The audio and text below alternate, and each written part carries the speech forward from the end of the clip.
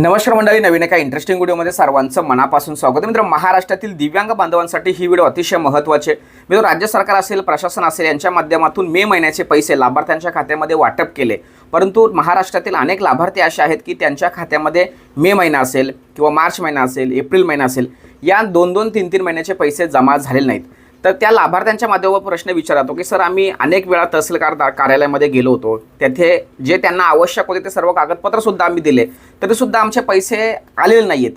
तर त्या सर्व लाभार्थ्यांना एकच विनंती असेल की तुम्हाला तुमच्या तहसीलदार कार्यालयामध्ये फक्त कागदपत्र सबमिट करायचे नाहीत। तर तहसीलदार कार्यालयामध्ये डेस्क 1 आणि डेस्क 2 असे 2 ऑप्शन त्या ठिकाणी असतात। आता डेस्क 2 हा कलेक्टर म्हणजे जिल्हाधिकारी कार्यालयांसाठी असतो आणि डेस्क 1 हा तहसीलदार कार्यालयासाठी असतो। तर त्या डेस्क 1 जो डेस्क आहे, कॉम्प्युटर आहे, त्यांचा जो ॲक्सेस आहे, त्यामध्ये तुमचा डेटा हा व्हेरीफाय असणं गरजेचं आहे। जर व्हेरीफाय असेल तर तुम्हाला 100% पैसे आले असतील आणि यायलाच पाहिजे।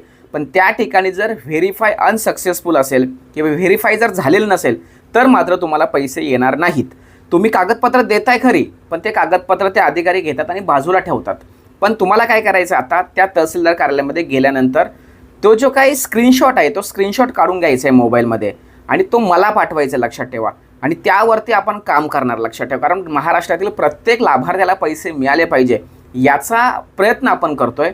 माझे जे इतर सहकारी आहेत त्यांच्या माध्यमातून सुद्धा प्रयत्न सुरू आहेत की महाराष्ट्रातील प्रत्येक दिव्यांग बांधवाला पैसे आले पाहिजे। म्हणून मित्रांनो, या व्हिडिओच्या माध्यमातून तुम्हाला एकच विनंती असेल की तुम्ही तेवढं जर केलं तर आम्हाला त्यावरती काहीतरी काम करता येणार आहे।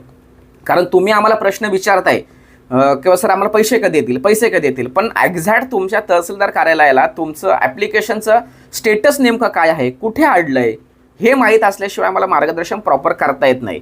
जर तुम्ही प्रश्न विचारताय, आम्ही सांगतोय येणार नाही, तुमचा प्रॉब्लेम काय, हे करा ते करा, पण एक्झॅक्ट कळलं तर त्यावरती आपल्याला काम करता येईल। कोणकोणते प्रॉब्लेम असू शकतात याविषयी आपण व्हिडिओ बनवलेले आहे। ते जे काही प्रॉब्लेम आहेत त्यावरती काय केलं पाहिजे याविषयी सुद्धा आपण त्या ठिकाणी माहिती दिली। तरीसुद्धा जर काही अडचण असेल तर तुम्ही तो स्क्रीनशॉट काढा आणि मग मला पाठवा। आमची टीम आहे, त्या टीमवरची चर्चा करून, डिस्कस करून डायरेक्ट तहसीलदार कार्यालयामध्ये सुद्धा आम्ही फोन करू, काही काळजी करू नका, पण तुमचं जे स्टेटस आहे तो आम्हाला कळलं पाहिजे। अशा पद्धतीची रिक्वेस्ट तुम्हाला या व्हिडिओच्या माध्यमातून करतोय, कारण प्रत्येकाला पैसे आले पाहिजे, ते आपल्या हक्काचे, यासाठी आम्ही सुद्धा प्रयत्न करतोय। परंतु लाभार्थ्यांच्या माध्यमातून वारंवार प्रश्न असतो की सर पैसे कधी येणार, पैसे कधी येणार। तर सध्या स्थितीला DBT प्रोसेस पूर्ण झालेली आहे, त्यामुळे आता तुम्हाला कोणत्याही प्रकारचे पैसे येणार नाही, लक्षात ठेवा। स्पष्टपणे सांगतोय, आता सध्या पुन्हा DBT वगैरे होणार नाही। पण मित्रांनो, 19 तारखेला बच्चूभाऊ कडू यांचं मुंबई येथे मंत्रालय येथे आंदोलन आहे।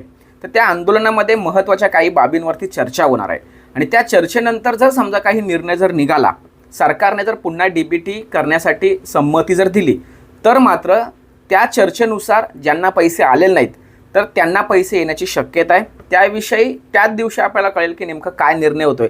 पण एक आपल्याला बोलतो ना, एक आशा या आंदोलनाची आहे का बाबा इथे काहीतरी घडू शकतं। बाकीचं आता तुम्हाला पैसे आलेले नाही तर पुन्हा तुम्हाला लगेच पैसे येणार नाही, DBT प्रोसेस लगेच पुन्हा सुरू होणार नाही। त्यामुळे वारंवार तुम्ही पैसे कधी येणार, पैसे कधी येणार याविषयी विचारण्यापेक्षा तहसीलदार कार्यालयामध्ये तुमचं काय स्टेटस दिसतो याचा स्क्रीनशॉट जर मिळाला तर आम्हाला नक्की त्यावरती काम करता येणार आहे।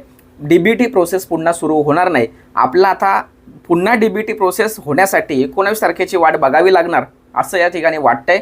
आणि त्या दिवशी मात्र बच्चूभाऊ कडू यांना सर्वांनी सहकार्य करायचं आहे। जेवढ्याही दिव्यांगांच्या सामाजिक संघटना आहेत त्यांनी त्या ठिकाणी जाण्याचा प्रयत्न करायचा आहे, आपली ताकद त्या ठिकाणी दाखवण्याचा प्रयत्न करायचा आहे, जेणेकरून हे जे काही 3 महिन्याचे पैसे लाभार्थ्यांना तहसीलदार कार्यालयाच्या हलगर्जीपणामुळे आलेले नाहीत तर ते येण्यासाठी मदत होईल असं या ठिकाणी वाटतंय। मित्रांनो, अशा पद्धतीची एक महत्त्वाची माहिती तुम्हाला द्यायची होती। तुमच्याकडचे जे प्रश्न येतात ते प्रश्न आम्हाला सोडवण्यासाठी काय अपेक्षित आहे याविषयी ही व्हिडिओ बनवलेली आहे। आणि पुन्हा DBT प्रोसेस लगेचच तरी सुरू होणार नाही आहे, त्यामुळे तुम्हाला पैसे आलेले नाही तर सध्या तुम्हाला तर लगेचच पैसे येणारच नाही, लक्षात ठेवा। त्यामुळे तुम्ही प्रश्न विचारताय पैसे का येणार नाही, पैसे का नाही, याच्यापेक्षा तो स्टेटसचा स्क्रीनशॉट आम्हाला पाठवला तर आम्हाला त्यावरती काम करता येणार आहे। महत्त्वाचे व्हिडिओ सर्वांना शेअर करा। भेटूया पुढील व्हिडिओसह, तोपर्यंत धन्यवाद। जय हिंद, जय महाराष्ट्र।